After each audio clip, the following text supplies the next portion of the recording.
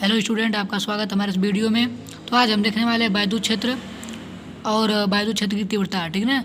तो आज समझते हैं कि वैद्युत क्षेत्र क्या होता है और वैद्युत क्षेत्र की तीव्रता क्या होती है, ठीक है। इससे पहले हमने अपने channel Satish Chauhan study point पर 5 वीडियो फिक्स कर रखे हैं।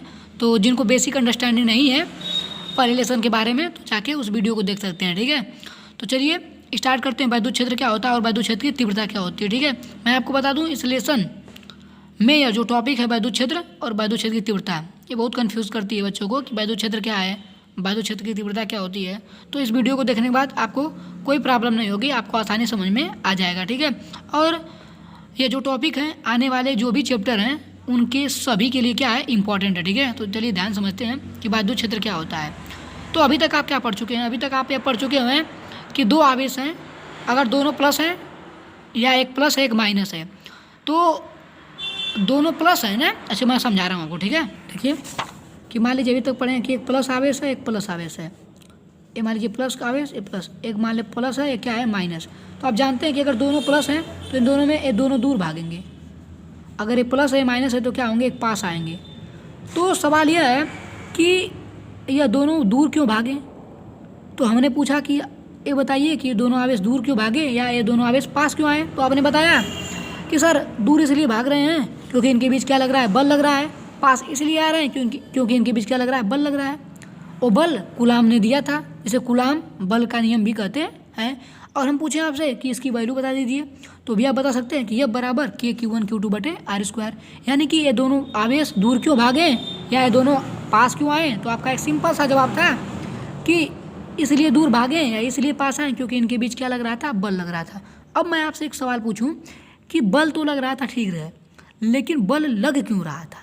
क्वेश्चन है कि बल लगा क्यों। तो इसका जवाब देता है वैद्युत क्षेत्र, इसका जवाब देता है इलेक्ट्रिक फील्ड।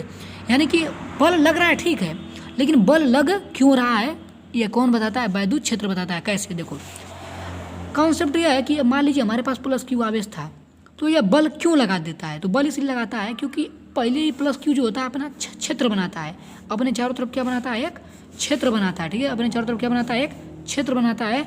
और इस क्षेत्र में अगर कोई दूसरा आवेश मान लो आ जा रहा है, तब इस पर क्या लग जाता है, बल लग जाता है, ठीक है। मतलब ये आवेश सबसे पहले क्या करेगा, अपने चारों तरफ एक क्षेत्र बनाएगा और उस क्षेत्र में कोई आवेश आएगा तब उस पर बल लगेगा। अब आपको समझ आया कि बल क्यों लग रहा था। बल इसलिए लग रहा था क्योंकि सबसे पहले कोई भी आवेश अपने चारों तरफ एक क्षेत्र बनाता है और उस क्षेत्र में कोई आवेश अगर आ जाता है तो उस पर बल ऑटोमेटिक लगने लगता है। तो बल इसलिए लगता था क्योंकि वैद्युत क्षेत्र की वजह से। और सभी आवेश क्या बनाते हैं, वैद्युत क्षेत्र बनाते हैं। तो अब चलिए पढ़ते हैं परिभाषा क्या कहती है। देखिए परिभाषा देखिए वैद्युत क्षेत्र की, कि वह क्षेत्र जिसमें कोई आवेश अपने ऊपर स्थिर वैद्युत बल का, स्थिर वैद्युत बल का मतलब कूलाम का नियम, वही कूलाम बल, ठीक है ना। कि वह क्षेत्र जिसमें कोई आवेश अपने ऊपर स्थिर वैद्युत बल का अनुभव करता है विद्युत क्षेत्र कहलाता है। मतलब कि ऐसा क्षेत्र जिसमें रखने पे कोई आवेश अपने ऊपर स्थिर वैद्युत बल, मतलब कि आकर्षित हो जाए या प्रतिकर्षित हो जाए, यही तो स्थिर वैद्युत बल होता है। यानी वह क्षेत्र जिसमें कोई आवेश अपने ऊपर स्थिर वैद्युत बल का अनुभव करता है, वह क्षेत्र क्या कहलाता है, विद्युत क्षेत्र कहलाता। बिल्कुल सिंपल डेफिनेशन है यार, याद कर लो कि ऐसा क्षेत्र जिसमें कोई आवेश अपने ऊपर स्थिर वैद्युत बल का अनुभव करता है, उस क्षेत्र को हम विद्युत क्षेत्र बोलते हैं, ठीक है। इसे ई से प्रदर्शित करते हैं और एक ऐसी राशि है, एक सदिश राशि है। यानी विद्युत क्षेत्र को हम ई से प्रदर्शित करते हैं और एक ऐसी राशि है, एक सदिश राशि है, ठीक है। तो चलिए अब आगे देखते हैं कि विद्युत क्षेत्र की तीव्रता क्या है, ठीक है। विद्युत क्षेत्र समझ में आया। अब देखेंगे हम लोग क्या है विद्युत क्षेत्र की तीव्रता, ठीक है। चलिए देखते हैं विद्युत क्षेत्र की तीव्रता। मान लीजिए कि हमारे पास कोई आवेश क्या है, क्यू है, ठीक है। तो क्यू आवेश से यहाँ पर एक बिंदु क्या है, पी, और जो कि यहाँ से कितनी दूरी पे है, आर दूरी पे है।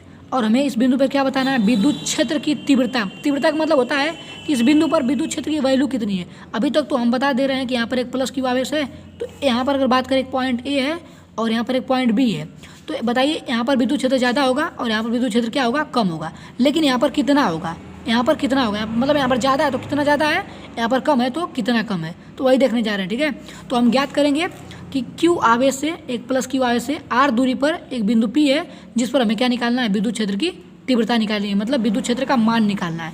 तो क्या करते हैं, देखिए पहला स्टेप कहता है कि जिस बिंदु पर आपको विद्युत क्षेत्र की तीव्रता ज्ञात करनी है जिस बिंदु पर आपको विद्युत क्षेत्र की तीव्रता ज्ञात करनी है उस बिंदु पर आप एक परीक्षण आवेश रख दीजिए।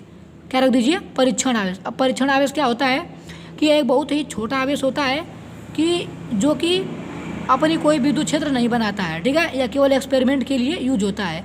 तो हमें क्या करना है? पहला स्टेप यह करना है कि जिस बिंदु पर हमें विद्युत क्षेत्र की तीव्रता चाहिए हम उस बिंदु पर एक परीक्षण आवेश क्या कर देंगे? रख देंगे।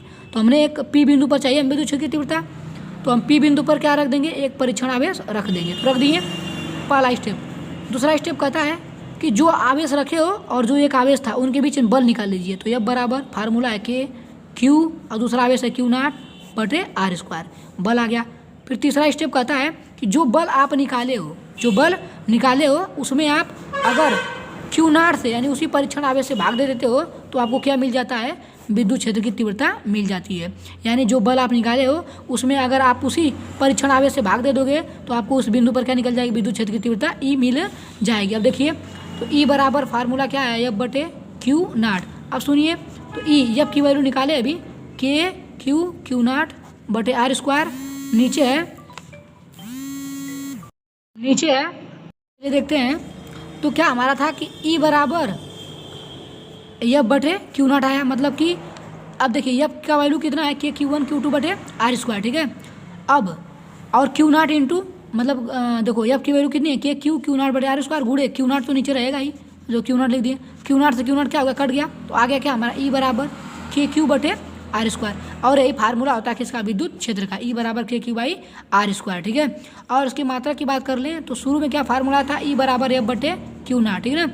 F का मात्रक होता है न्यूटन, आवेश है कूलाम है ना, ये आवेश का मात्रक क्या होता है? कूलाम। तो विद्युत क्षेत्र का मात्रक क्या हो जाएगा? न्यूटन पर कूलाम। तो ये बात आपको ध्यान रखनी है। चलिए आगे देख लेते हैं उसमें कि इसमें लिखे हम कि विद्युत क्षेत्र की तीव्रता कैसे ज्ञात करेंगे। मान लीजिए कि हमारे पास प्लस क्यू आवेश है, यहाँ से आर दूरी पर एक बिंदु क्या है? पी, जिस पर हमें क्या निकालना है? विद्युत क्षेत्र की तीव्रता निकालनी है। तो स्टेप हम लिखे हैं जो बोले अभी आपको बताए हैं कि हमें जिस बिंदु पर विद्युत क्षेत्र की तीव्रता ज्ञात करनी है उस बिंदु पर एक परीक्षण आवेश क्यू नॉट रखते हैं। सेकंड स्टेप, अब उन आवेशों के बीच स्थिर विद्युत बल ज्ञात करते हैं। तीसरा स्टेप, यदि हम स्थिर विद्युत बल में परीक्षण आवेश से भाग दे दें तो हमें उस बिंदु पर विद्युत क्षेत्र की तीव्रता प्राप्त हो जाती है। जैसे देखिए पहला स्टेप, बल निकाल लिए के Q1 Q2 बटे आर स्क्वायर। ई मतलब क्या करेंगे? जो बल आया है उसी में अगर हम क्यू नॉट से क्या कर देंगे? भाग दे देंगे तो हम विद्युत क्षेत्र ई मिल जाएगा। अब F की वैल्यू कितनी है? के क्यू नॉट बटे आर स्क्वायर, तो रख देंगे, और इंटू क्या है? Q not. अब क्यू नॉट से क्यू नॉट क्या हो जाएगा? कट जाएगा, आ जाएगा के क्यू बाई आर स्क्वायर है ये विद्युत क्षेत्र। अब के की वैल्यू पता है आपको? 1/4 पाई एप्सिलॉन नॉट क्यू बटे आर स्क्वायर, ठीक है ना। तो आज के लिए इतना ही, धन्यवाद।